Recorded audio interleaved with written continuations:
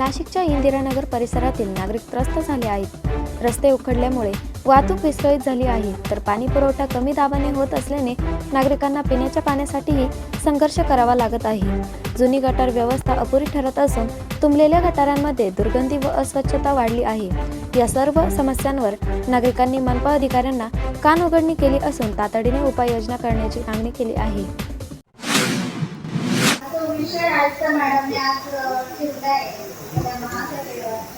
मागासवर्गीय घटकातील व्यक्तींना 5% राखीव निधीतून विविध कल्याणकारी योजना। तर मॅडम हे डॉक्युमेंट आम्ही वाचलं, खूप छान असं डॉक्युमेंट इथे ठेवलेलं आहे। कल्याणकारी योजनेचं स्वागत आहे तुमचं, आपल्या आयुक्त मॅडमचं खूप खूप स्वागत आहे। चांगल्या अशा योजना तुम्ही मागासवर्गीयांसाठी आणल्या, यासाठी मी तुमचं अभिनंदन करते। आणि त्याबद्दल काही गोष्टींमध्ये मला शंका आहे, त्याचं उत्तर मिळालं तर बरं होईल अशी विनंती करते। ह्या ज्या योजना ठेवलेल्या आहे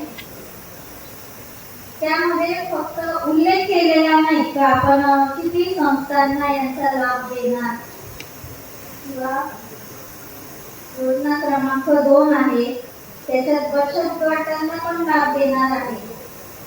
त्यासाठी किती संस्थांची आणि किती रकमेची तरतूद आहे याचं डिटेल या डॉक्युमेंट मध्ये दिलेलं नाही, तेवढं मिळालं। संबंधित खात्याने 5% रिझर्व्ह जो फंड आहे हे जे डॉक्युमेंट आहे त्याबद्दल स्पष्टीकरण द्यावं।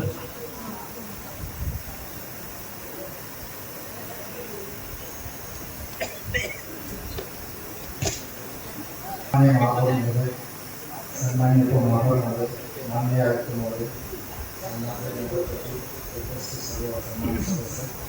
आता ताईने जो प्रश्न विचारला त्यामध्ये संख्यामध्ये तो पहिलाही त्याला आपण प्राधान्य देणार, फर्स्ट।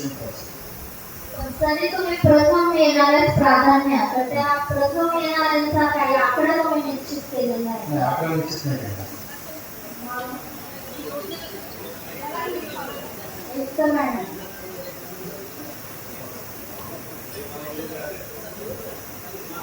हॅलो, महापौर मॅडम, ते प्रथम येणाऱ्याच प्राधान्य दिलंय, त्याचा आकडा निश्चित नाहीये।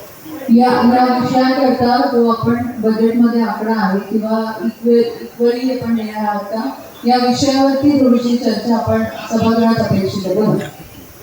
सन्माननीय महापौर महोदय, सन्माननीय उपमहापौर महोदय, माननीय आयुक्त महोदय, त्याच्यामध्ये जे राज्य येतील त्याचे आपण छाननी करून जो पात्र होणार आहे त्याला आपण लाभ देणार आहोत।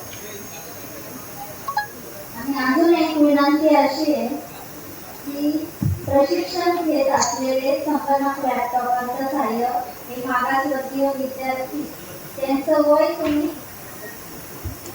थोडं वाढवावं, 18 ते 30 वर्ष करावं अशी विनंती आहे। आयुक्त मॅडम, जी योजना आहे योजना क्रमांक 2 त्यात मागासवर्गीय घटकांकरता महाविद्यालय अभियांत्रिकी विद्यार्थी यांचं वय तुम्ही 25 पर्यंत दिले, तर ते 18 ते 30 वर्ष करावं अशी माझी एक विनंती आहे। आणि योजना क्रमांक 3 मध्ये जे 7 ते 21 पर्यंत विद्यार्थ्यांना आपले नाशिक सिटी लिंकचा पास मोफत ही जी योजना आहे, तर नाशिक सिटी लिंक ही आपलीच आहे नाशिक महानगरपालिकेची, तर ती 7 ते 30 वर्ष करावं, किंवा सर्व जेवढे पण आपले मागासवर्गीय विद्यार्थी आहेत त्या सर्वांसाठी ही योजना लागू करता आली तर ती करावी। कारण नाशिक सिटी लिंक ही पण आपली आहे आणि हे मागासवर्गीय विद्यार्थ्यांसाठी जे तुम्ही लाभ देत आहे तेही आपले आहेत, तर सर्वांसाठी हे मोफत पास मिळाले तर खूप बरं होईल। आणि अजून एक विषय असा आहे, या डॉक्युमेंट मधला एक छोटा मुद्दा मी वाचते बोलत आहे, इथे दिलेलं आहे शासनाच्या परिपत्रकानुसार मागासवर्गीय घटकांसाठी विविध विकास कामे व कल्याणकारी योजना प्रभावीपणे राबवण्याकरता नाशिक महानगरपालिकेच्या अंदाजपत्रकात 5% निधी राखीव ठेवण्याचे धोरण शासनाने निश्चित केले आहे। तर शासनाच्या धोरणानुसार नाशिक महानगरपालिकेच्या अंदाजपत्रकामध्ये मागासवर्गीय प्रवर्गासाठी 5% राखीव निधीची तरतूद करण्यात येते. सदर तरतुदी अंतर्गत नाशिक महानगरपालिकांतील मागासवर्गीय राखीव प्रभाग तसेच मागासवर्गीय वस्त्यांमध्ये विविध विकास कामे राबवण्यात येतात. यामध्ये रस्ते, गटार योजना, विद्युत व्यवस्था, पाणी पुरवठा व्यवस्था, उद्याने विकसित करणे इत्यादी विकास कामांचा समावेश असतो. मात्र अंदाजपत्रकामध्ये राखीव ठेवण्यात आलेला 5% निधी संबंधित आर्थिक वर्षात पूर्णतः खर्च होत नाही. याचे मुख्य कारण या निधीतून हाती घेण्यात आलेली विकास कामे संबंधित आर्थिक वर्षात पूर्ण होत नाही.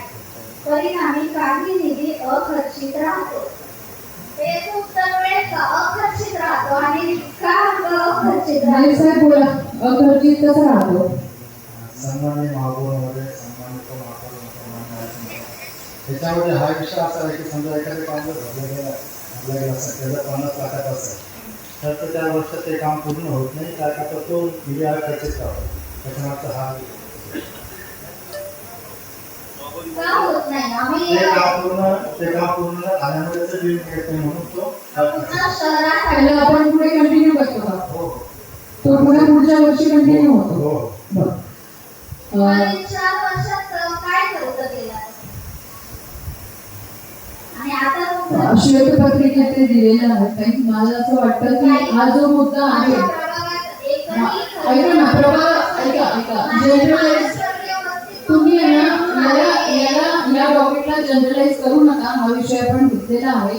हा पर्टिक्युलरली या 2 हेडसाठी आहे. कामच धरलेलं नाही आमच्या मागासवर्गीय ऐका ना, हा पर्टिक्युलरली 2 हेडसाठी आहे. जर लॅपटॉप प्रोव्हिजन आहे मुलांच्या शिक्षणासाठी आहे. काही याच्या अनुषंगाने मी हा विषय बोलते. अनुषंगाने बोलताय पण डॉक्युमेंट वेगळं आहे. तुम्ही नीट बघा. हा जो विषय याच्यावर स्पेशली डिस्कशन घ्यावं लागेल. तुम्ही जो विषय विकास म्हणता. कामे पण दिली येणार आहे. विकास कामे झाली पाहिजे.